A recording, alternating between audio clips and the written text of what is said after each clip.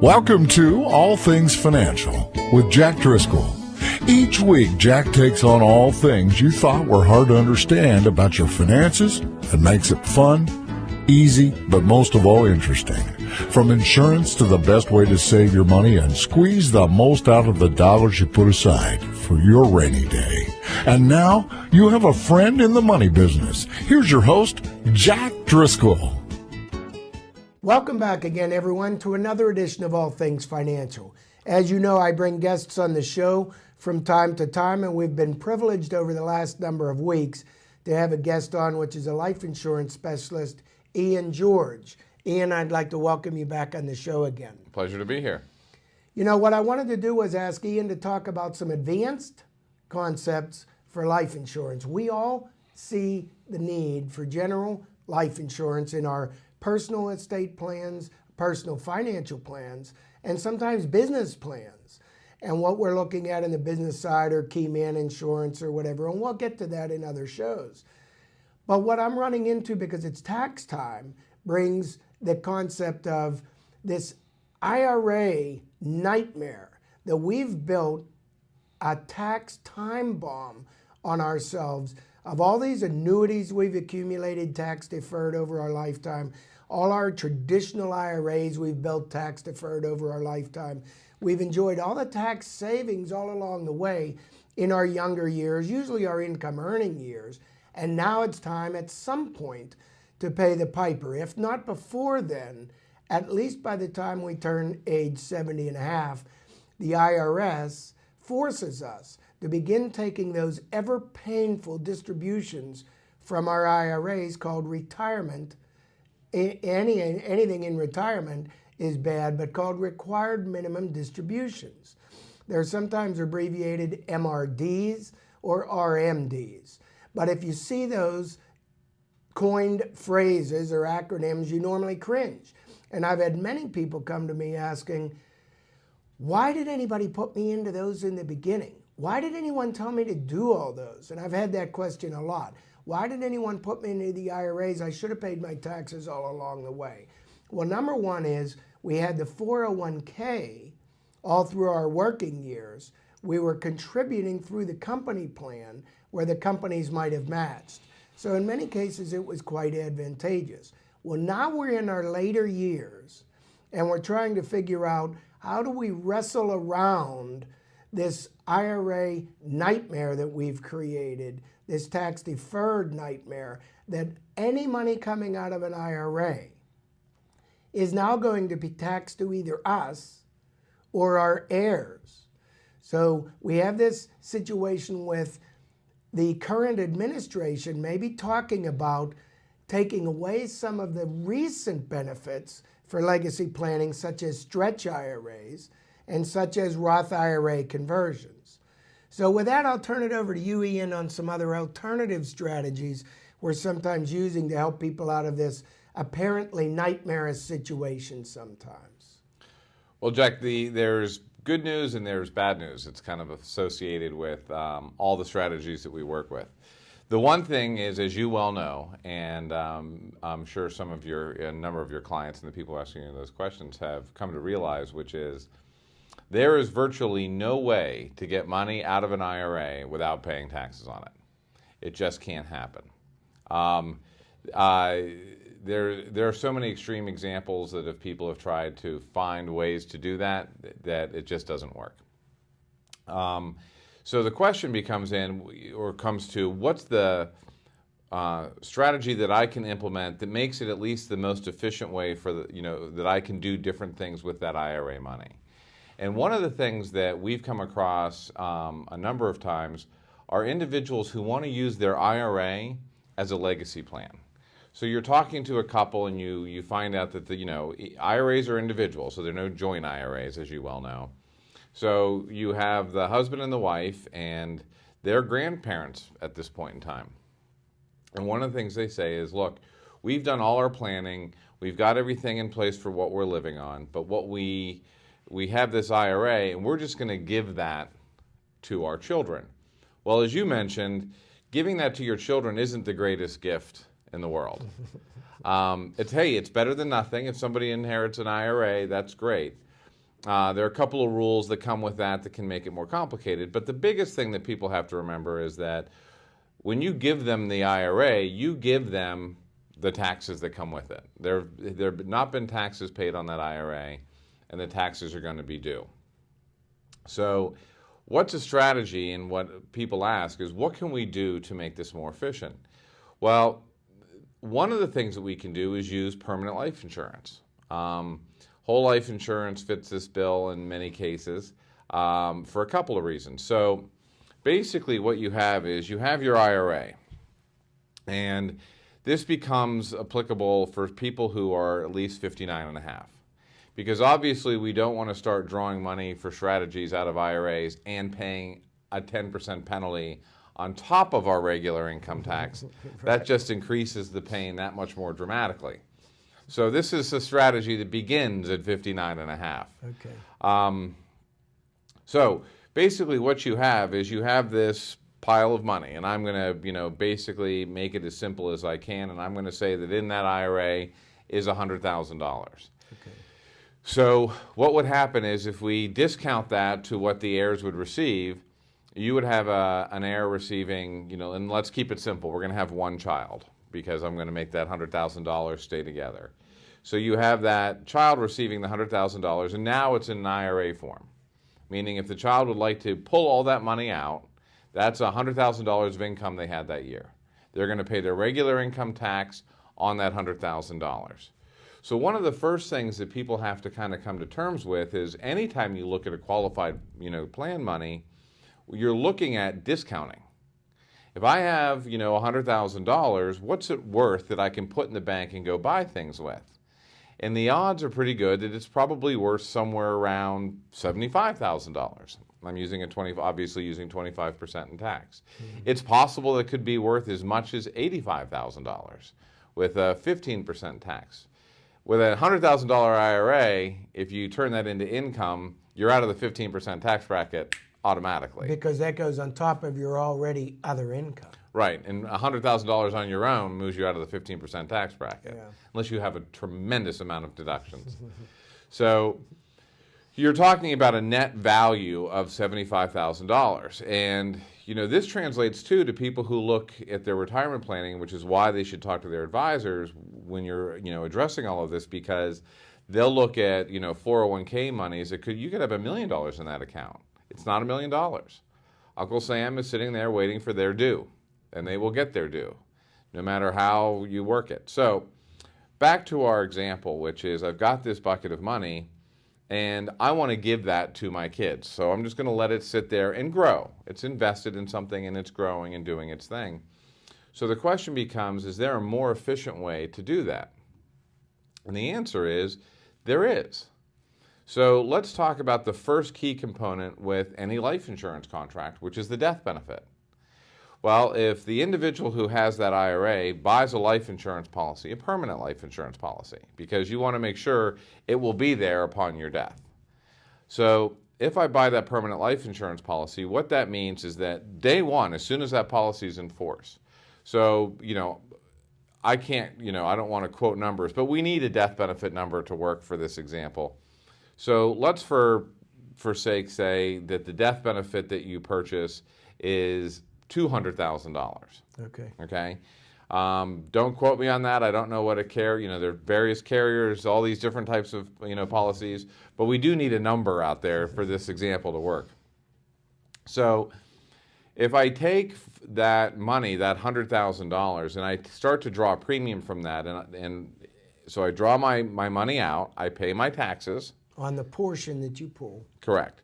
And I now have the base benefit. So let's hypothetically say that I'm drawing out $10,000 a year, and I'm going to pay my taxes on that $10,000, which means I'm going to have left $7,500 roughly. Okay. And again, that depends on your individual tax bracket. That number can change. But for this example, I'm ending up with about $7,500, and I buy a policy that's $200,000. Well, at the very end of that day, as soon as that transaction's done, I've been approved. And again, the one catch with this strategy is you do have to be healthy enough to get the life insurance. Okay. It is the one aspect about this. All of these types of strategies is that you do need a healthy individual when you're doing this. Okay. So I've done this. At the end of that day, I have my $100,000 that I've taken 10 out of, so it's worth 90 sitting in my IRA. And sitting over here, I have a death benefit of $200,000. So what that means is at the end of the very first day that this has been completed, my gift to my heirs has gone from $100,000 in an IRA, waiting to be taxed, to basically $200 of death benefit tax-free to my heirs, plus the balance in the IRA. Okay. So I've really supercharged what my gift is to my heirs. Yeah, I see. Now, the nice thing about this is there are all sorts of different types of contracts where you can do this, but let's say you set this for a period of time that over 10 years, that's when you're going to have your permanent life insurance policy receive all of its funding. You don't have to do it over 10 years. You can, people have done it and started these strategies, at different ages and done it for longer. You can do whatever you want. But for our example, I'm just going to have it be that over 10 years' time, they chose to do this. And that would make it fully paid for over the 10 years' time? Correct. That's the Okay. strategy, is to have this contract running on its own within 10 years. Okay. And there are a number of carriers that offer contracts that will do that. Okay. So once I've completed that, what I have the cash value in the policy. Now, I'm going to always have some residual because my calculation and what I did for what I was pulling out, this account should still continue to grow a bit. Right. So there's always going to be a little bit of leftover sitting in that IRA account. But sitting in this life insurance contract now is I'm going to have a death benefit that was greater than what I started with, that I was giving as a, obviously we had a $100,000 IRA, now we have a death benefit of $200,000 in my example, that would be more, right? And and now that death benefit is tax-free. Well, the other nice aspect about this is sitting inside that permanent life insurance policy is the cash value. So we do meet couples who say, well, that $100,000, that IRA is a gift to our kids, but we're not giving it to them right now, because that's the other option.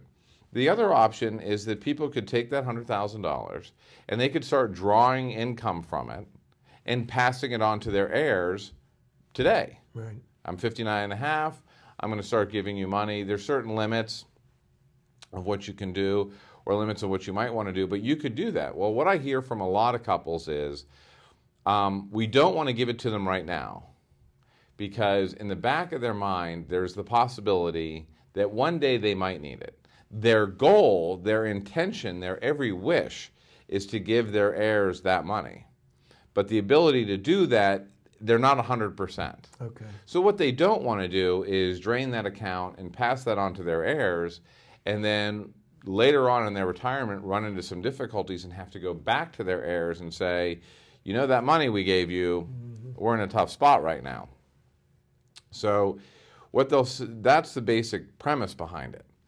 The other aspect is with the permanent life insurance policy, they have that cash value. Now, depending upon the contracts, they varied, but by and large, you're going to have somewhere in the area very close to the amount of money that you've put in there in your cash value. So, to review, I took out 10 a year. That netted me $7,500 because I paid my taxes that year. Okay. So $7,500 went in. Now, over time, you're going to get some growth on that contract and things like that. So between years, say 10 or up to year 12, you'll look in your policy and you'll probably have somewhere in the area of $75,000 and growing. Okay. So now I've taken this move, and my IRA is now over here and very, very small. And I have my permanent life insurance policy with the bigger death benefit and my cash value in it, my cash that I put there. So what's nice is, should I never touch this, it was a bigger gift to my heirs, and it was all tax-free. Should I need to touch that, I have the cash value in there, which means I can start drawing that cash value, and when I draw cash value from my permanent life insurance policy, I'm basically reducing my death benefit by the amount that I'm taking out plus some interest charge. Right. Okay? So, but even still, if you look at the example, I could take out a large chunk of that cash, and my death benefit would still be larger or the same size as what my children were going to get, and I had access to the cash within the contract. Okay. So it can really be a far more efficient way for people to manage their IRA, especially when their desire for that IRA is to pass it on as a legacy plan. I've heard a lot of cases where retirees and IRA owners have expressed to me, my kids are doing better off than we are. Their tax brackets are 28%, 35%, and they're subject to the Medicare tax. So they don't want my IRAs. I mean, I've had that case many times. Yeah, when you take a look at it, so now you're taking a look at that $100,000 when we use the 75. Now it's getting lower and lower and lower. Again, it is more than what they would have had, right? Because an inheritance is an inheritance, and we're all grateful for anything that comes that way. Right. But as the person who can plan in advance for what they have access to, without harming our position, it can just be a more efficient plan. Yeah, because this avoids that problem for the kids, totally. Because Correct. now they're inheriting a tax-free asset that's been converted from a fully taxable burden that they would have inherited to a totally tax-free gift. Correct. Now, I will say this, on the tax-free gift size, we are talking about people who don't have estate tax problems. Okay. So you do have to be aware. The number's pretty high. For a couple, well, for an individual. For an individual, currently, we're at about $5 million. So if you're worth more than $5 million, you're going to want to take a look at how this strategy works. It can still be done. It can absolutely still be done. The difference is now you're going to incorporate a trust. Okay. Because now you have to get it completely away from you. Where the other form is, you can still keep it at arm's length. So, and let me also say this, in case there is somebody who's taking a look at this who does have that high net worth, when it goes into the trust, you haven't locked away the cash value either. Okay. So there's still tools that when you work with a properly licensed, competent estate planning attorney who can show you how what you're putting into that irrevocable trust, that trust, will still allow you to have access to your cash value should you want it. Okay. So that's just a little caveat, so we don't paint with too broad a brush. But for the overwhelming majority of Americans, yes, what we're talking about here is something that's going to be a completely tax-free benefit to the children. Okay, excellent. And easily done. Yeah. So that's the one aspect that can be really nice. Now, the other aspect that comes up ties into what we're doing as well when we had a conversation a few shows back about what would I ever be dipping into that IRA for that I want to make sure that cash is available? Well, one of those things that people want to make sure is there, or their concern is that they might have to dip in there, would be long-term care insurance. How do I cover that long-term care? So if you recall, a while back, we talked about the fact that you could have a long-term care access provision on your permanent life insurance policy. Right. So what that means is now that back to that fictional $200,000, now you can use a high percentage of that, if not all of it, for the purposes of long-term care. I see. So now with that transition, we've done a couple of things. One is, more than a couple, one thing we've done is we've created a more efficient gift as a legacy plan to the heirs.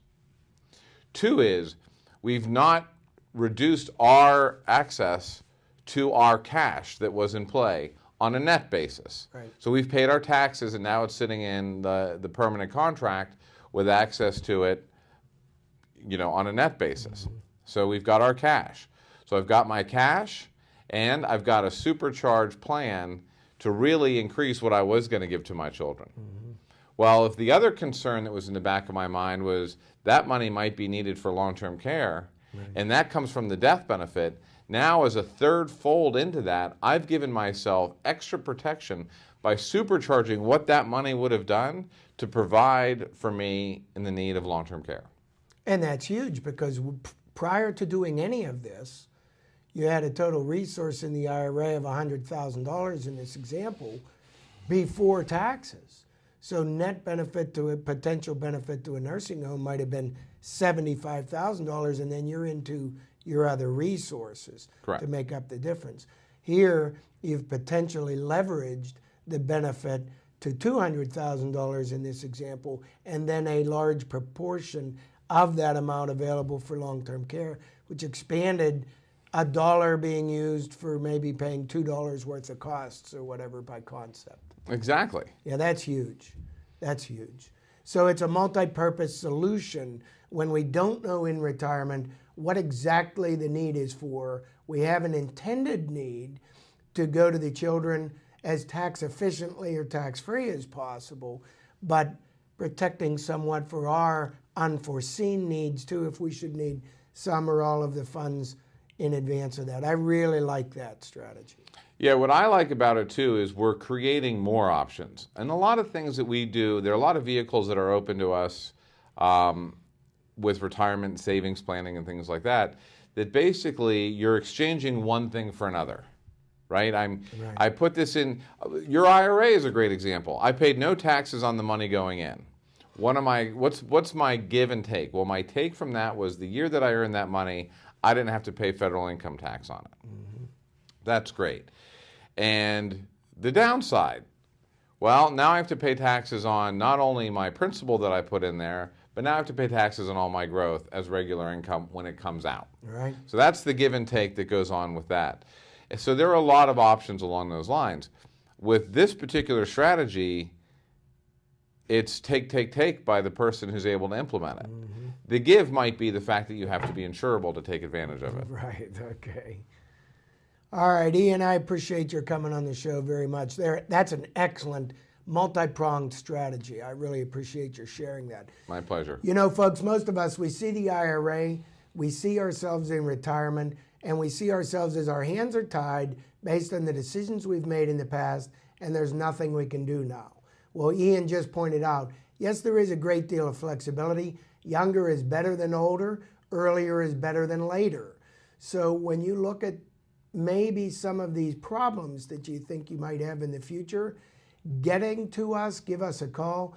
We'll try to get there sooner than later while you still have most opportunities to make some adjustments in your plans for your future, and you can see how much leverage that might be able to be.